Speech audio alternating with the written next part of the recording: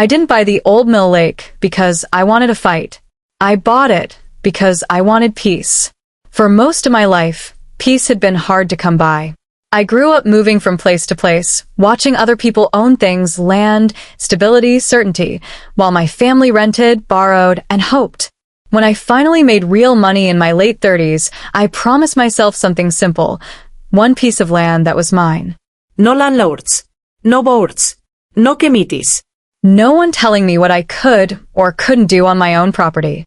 That promise led me to Old Mill Lake. The lake sat just outside a rapidly expanding suburban development, hidden behind a curtain of trees and time. Decades ago, it had powered a grain mill. Later, it became a private fishing spot for a local family. Eventually, it was forgotten, except by the homeowners who lived nearby and treated it like a free community amenity. But legally, it wasn't theirs. I knew that because I read everything. When the listing first appeared, it barely caught anyone's attention. The photos were outdated, the description short and vague. Private lake and surrounding acreage. Historic mill remnants. No utilities. Sold as is. Most people saw problems. I saw opportunity. Before I even scheduled a visit, I pulled county records.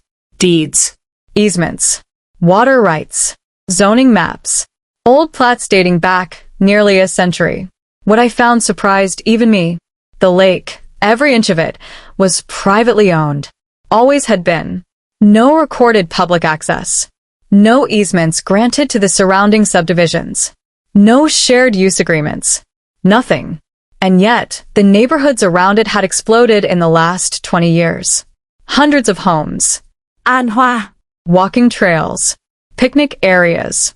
All of them facing my lake. When I visited in person, the reality hit harder.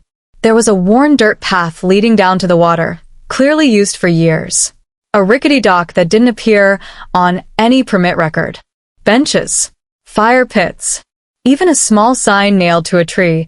I stood there for a long time, listening to the water lap against the shore, feeling something between calm and unease. People don't like being told something they believe is theirs isn't. Still, I went through with it. The seller was an elderly man whose family had owned the land for generations, but lived out of state now. He admitted he hadn't visited in years. Folks around there treat it like a park, he said over the phone. I never stopped them. Didn't think it mattered. Legally, it mattered a lot. 3 weeks later, I closed. No ceremony. No fanfare. Just a wire transfer, a recorded deed, and a quiet sense that my life had shifted in a way I didn't yet understand. I didn't put up fences right away. I didn't post signs. I didn't confront anyone. I wanted to observe. That first weekend, I parked my truck at the edge of the property and walked the perimeter. Families were everywhere. Kids fishing.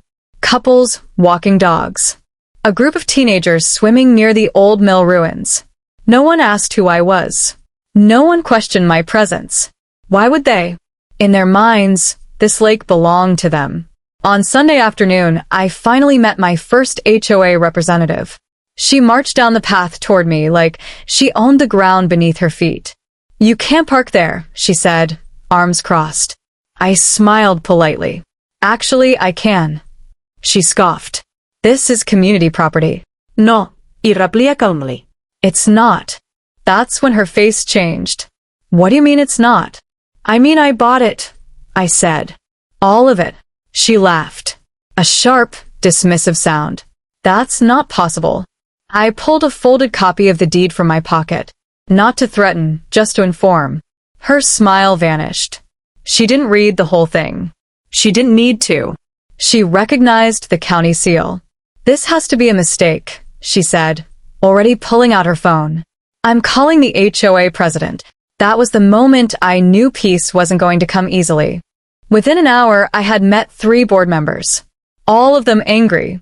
All of them confident I was wrong. They spoke over me, told me the lake had always been community access, and insisted I had no right to interfere. I didn't argue. I simply said, if you believe that, you're welcome to have your attorney contact mine.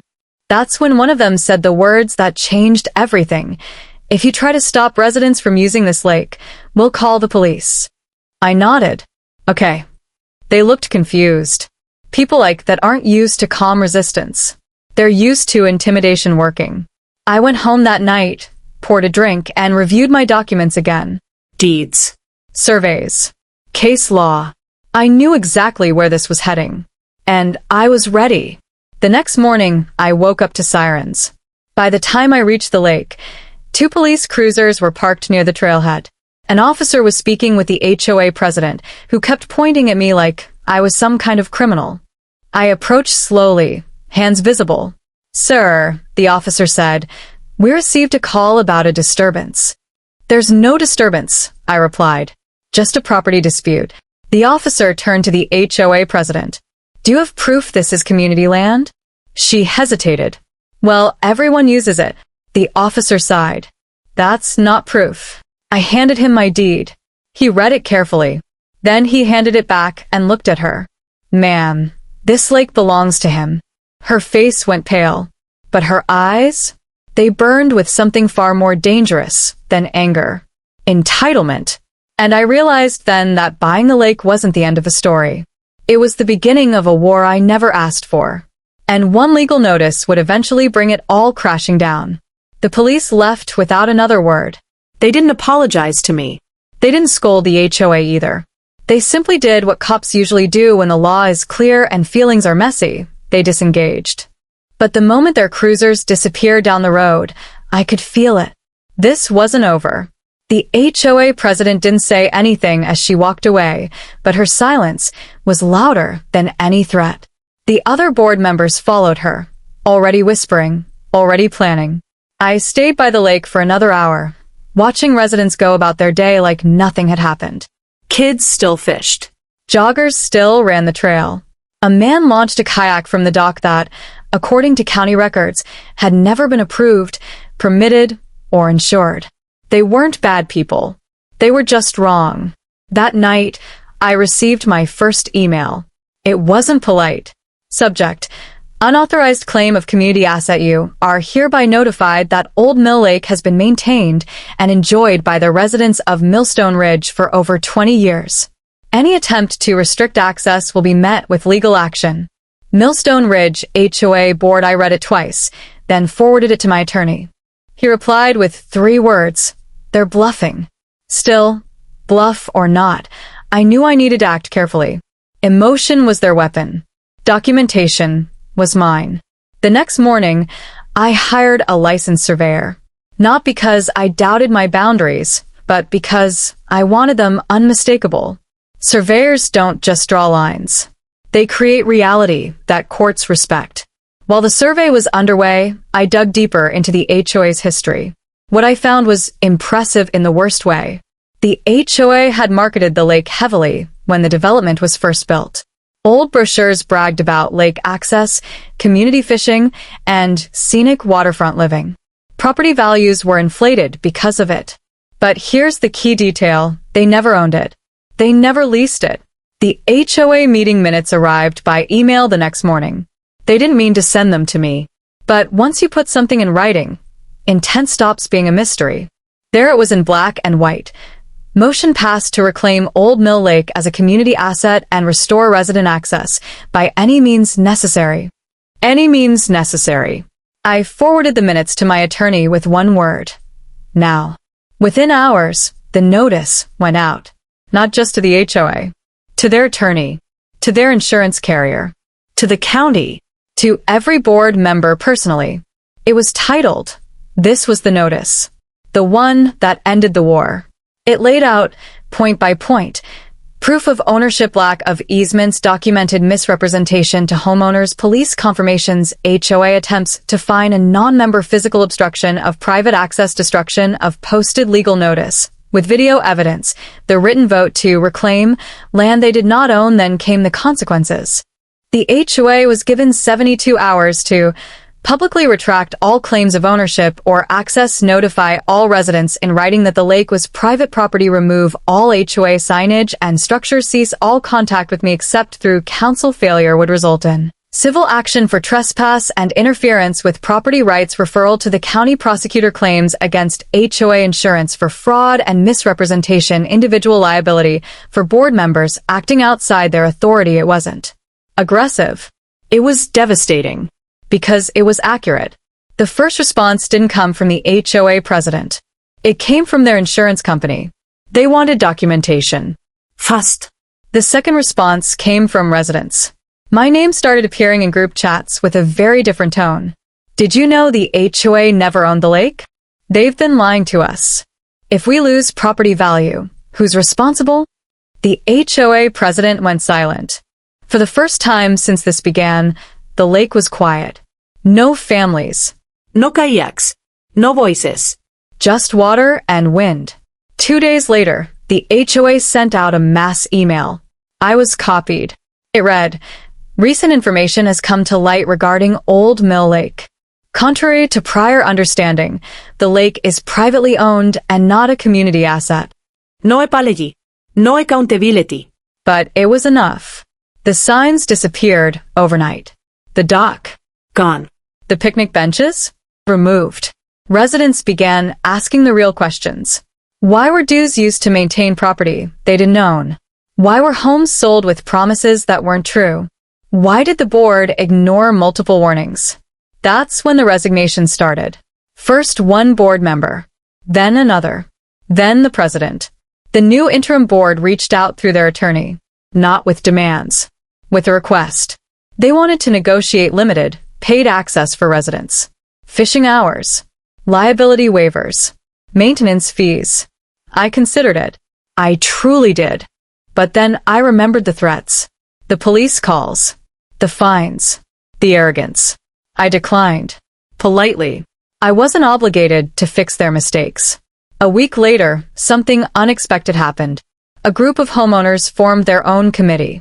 Not to fight me, to investigate the HOA. They uncovered financial irregularities tied to lake maintenance. Money spent without authority. Vendors paid for illegal structures. Insurance claims that never should have existed. The county opened an inquiry. That inquiry became an audit. And that audit became a nightmare. The HOA's attorney withdrew. So did their insurance carrier. Without coverage, the HOA was exposed. Every past decision suddenly carried personal risk. I walked the lake one evening at sunset alone. For the first time since I bought it, it actually felt like mine. No shouting. No accusations. Just the sound of water flowing over old stone. The irony wasn't lost on me. All this chaos. Because a group of people couldn't accept a simple truth. Using something for years doesn't make it yours. And then came the final twist. A certified letter. From the county. They had reviewed historical records. Turns out, the mill site qualified for historic preservation status.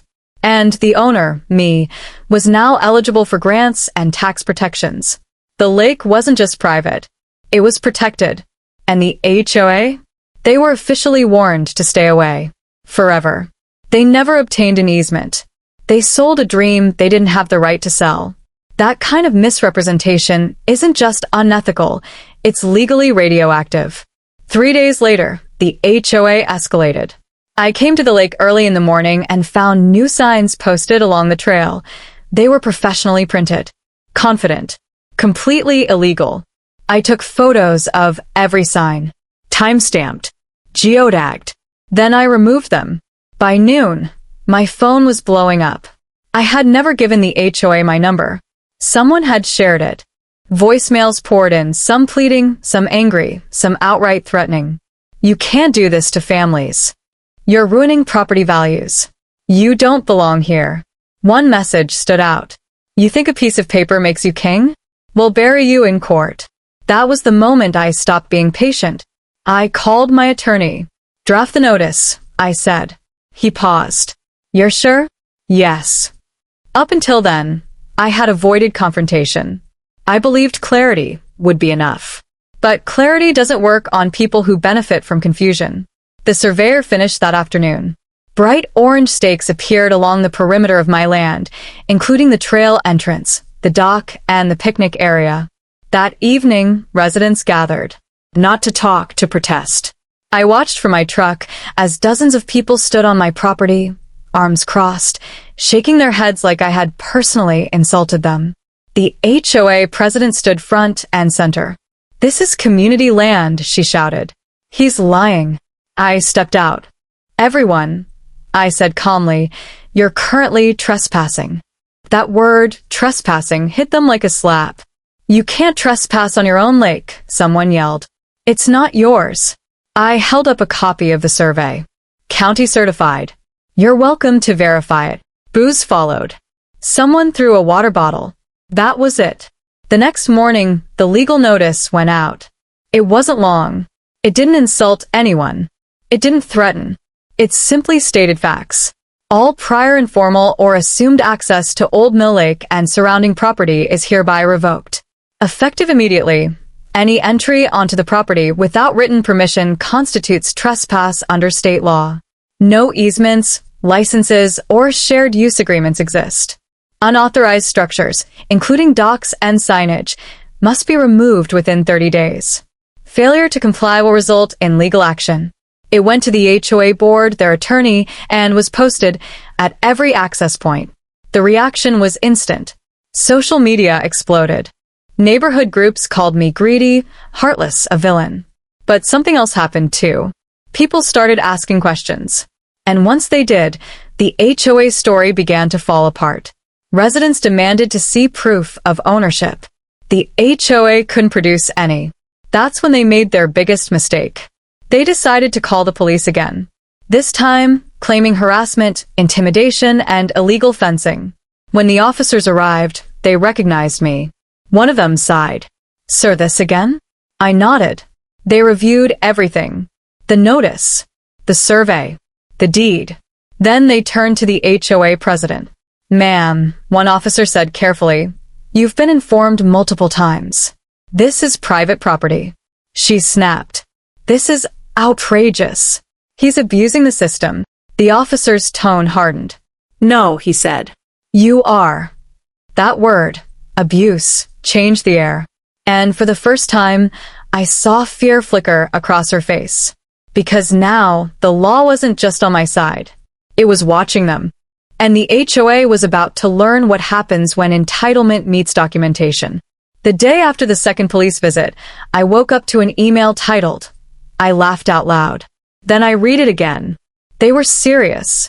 According to the Millstone Ridge HOA, I was in violation of community bylaws for obstructing community amenities, removing HOA signage, creating a hostile environment for residents, failure to maintain shared property. At the bottom was the threat. Daily fines of $250 until compliance is achieved. They were fining me for land I didn't belong to their HOA. That's when I realized something important. This wasn't just entitlement anymore. It was panic. HOAs survive on the illusion of authority. Once that illusion cracks, they scramble to reassert control, often recklessly. I forwarded the notice to my attorney. He responded within minutes. Do not pay. Do not respond directly. This is excellent for us. Excellent. That word became my anchor. Instead of reacting emotionally, I started documenting everything. Every letter. Every sign they reposted. Every mass email sent to residents. Every fine notice copied to an address I never agreed to associate with them. Then the fines escalated. $250 became $500. Then $1,000. They claimed interest, late fees, administrative penalties. It was absurd and legally indefensible. But they were counting on something simple. Pressure. They assumed I'd fold to avoid hassle. They didn't know I had spent years building companies where pressure was the default state of existence. 2 weeks later, they tried something bolder. I arrived at the lake one morning and found a temporary fence blocking the main access road, my access road. An HOA contractor stood nearby. You can't block my road, I said. He shrugged. Just doing what I was told. I called the police myself this time. The responding officer took one look at the survey stakes, the deed, and the fence. Who authorized this? He asked the contractor. The HOA. The officer shook his head. This is obstruction of a private access easement, he said. Remove it now. The HOA president arrived 20 minutes later, furious. You're harassing our vendors now? She shouted. The officer turned slowly. Ma'am, he said, your HOA has no authority here. If this continues, citations will follow. She stared at me like this was my fault. That afternoon, my attorney called. They're making a critical mistake, he said. They're acting as if they own or control the land. That exposes them. Expose them to what? I asked. Liability, misrepresentation, potential fraud. That's when he suggested something I hadn't considered. If the HOA had been advertising lake access for decades without legal rights, and residents bought homes based on that promise, the fallout wouldn't land on me. It would land on them.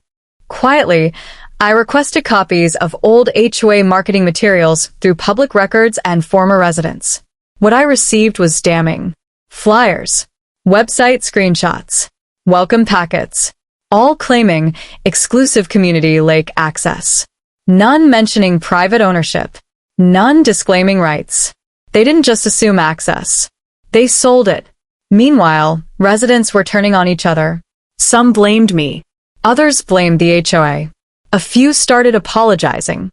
One older man approached me by the water one evening.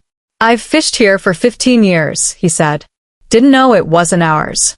I believe you, I replied. He nodded. They should have told us. That sentence spread like wildfire. And then came the letter. A certified envelope. Thick. Expensive paper. The HOA's attorney. They were threatening a lawsuit to force an easement through historic use. My attorney smiled when he read it. They've just admitted something they shouldn't have, he said. What's that? That they never had legal access. The doctrine of historic use isn't magic. It requires specific conditions, continuous, open, notorious, and uncontested use over time.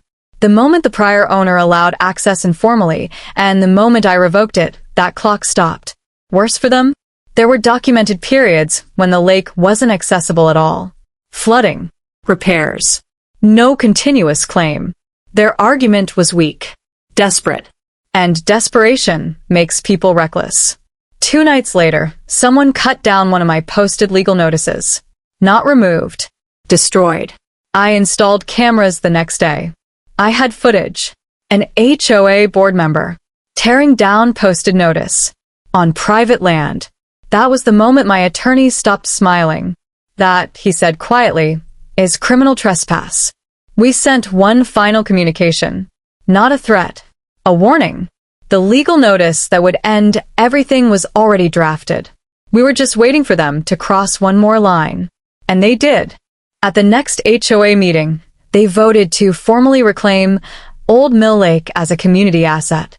They put it in writing and handed me the strongest piece of evidence I could have asked for.